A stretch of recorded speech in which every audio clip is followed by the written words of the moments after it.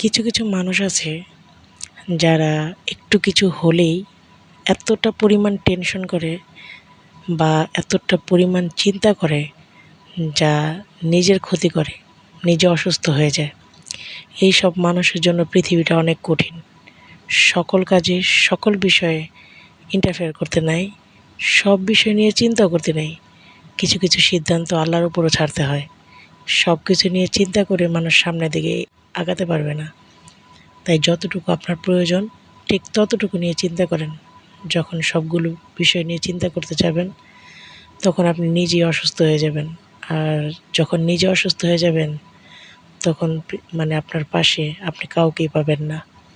তাই নিজেকে ভালোবাসুন, চিন্তা থেকে দূরে থাকেন, আর অবশ্যই আল্লাহর উপর ভরসা রাখুন।